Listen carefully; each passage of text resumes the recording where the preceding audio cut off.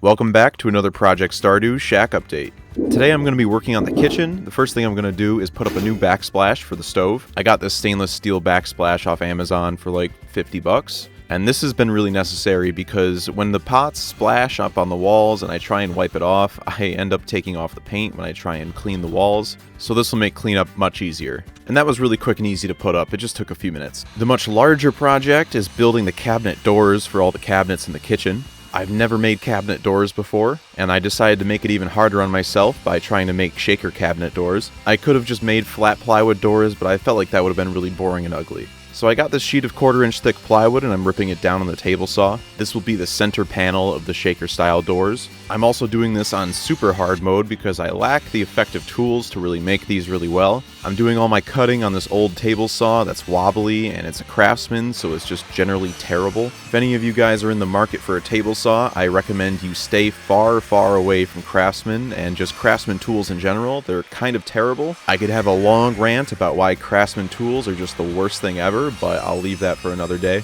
Another tool that would have made this a lot easier would be a dado stack. The dado stack would take a big chunk out of the middle and I wouldn't need to do so many passes to make a groove in the center of the plywood. And after making those cuts, there was still some pieces in the groove that I had to get out with a chisel, and clearing out this groove took quite some time. So I've got all my pieces to make the cabinet doors and now I need to assemble them. If I had a better table saw that actually could make a straight cut, I would have done tongue and groove on all of these pieces to make them all fit together nicely. But instead I'm being kind of a cheat with it, and I'm just going to drill some holes in the side, shove some dowels in with some glue, and glue it all together. This isn't going to be as strong as tongue and groove, but as long as I'm not super rough with these cabinets, I think it should be fine. I made sure to put everything together and dry fit it all before I put any glue in there. And honestly, the dowel method has worked pretty good. It was a little messy and finicky, but hey, it works. I'm putting all of this together in my neighbor Ian's barn. He's very nice and he lets me use his barn for these kind of projects. We're kind of doing like a collab workshop inside the barn, combining all of our tools into one big workshop. And thank God I have this space to work in because right now it's the middle of winter. It's about 10 degrees even inside the barn. I can only really work on these cabinets for an hour or two before my fingers just turn to ice. I think putting on these cabinet doors when they're all done is going to be the biggest game changer for the interior look of the house.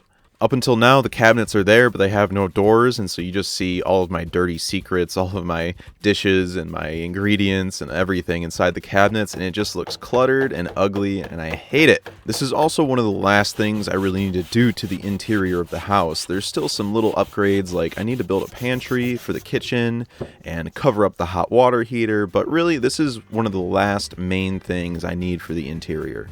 I was pretty nervous starting out this project because, like I said, I've never made anything like this before. It seems like a pretty simple thing, but when you lack the proper tools to do it right, it gets a little daunting. So as I'm gluing up the doors and putting in the dowels, it's really starting to come together. The doors feel solid and good. I think these so far have come out really nice. They've exceeded my expectations since I have such a wobbly, crooked table saw. Again, I'm begging you, please never buy a Craftsman table saw.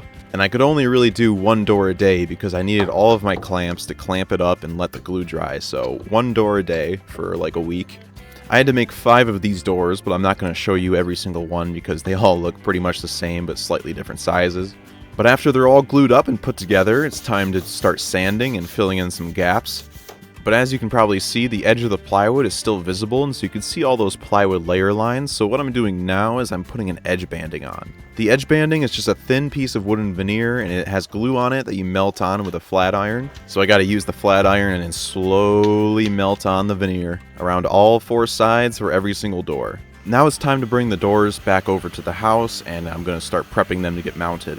I got this Craig cabinet door hinge jig.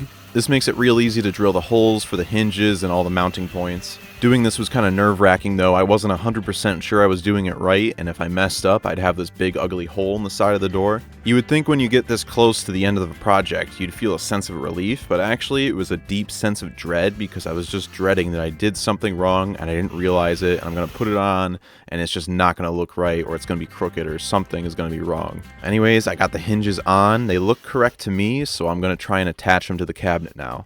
I'm using a block of wood as an extra helping hand so it can hold up the door for me while I screw in the hinges. So far so good, it's looking right to me, and we'll see if it closes right. And boom! There we go. It looks great. I'm going to keep going with all the rest of them. Right now, these cabinets are unfinished and unpainted, but in the springtime, I do plan on painting them a nice green color.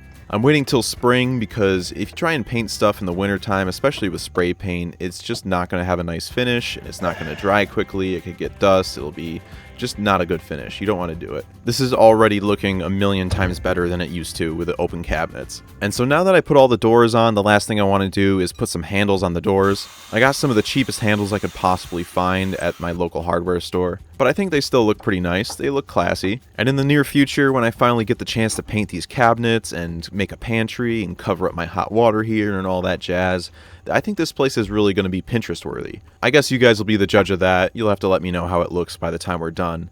I forgot to mention I got the fancy soft close hinges because I wanted to be a little bougie.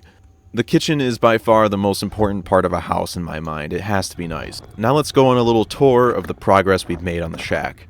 This February was my 2-year anniversary of living here and working on the shack, and it's definitely come a really long way since then. The kitchen is really starting to look like a kitchen. And if you see underneath the sink, there's that hose coming out and the door is open. That's where my heat comes from. The shack has really come a long, long way in these 2 years. And it truly feels like home. I'm excited to come home. I love my house. I love living here. Thank you to everyone who's been supporting me through this journey. I've really appreciated the community and all the comments and the follows and just the whole process. You guys are awesome. Thanks for sticking around for so long. And you know the drill. Do drugs, drive fast, leave the Matrix.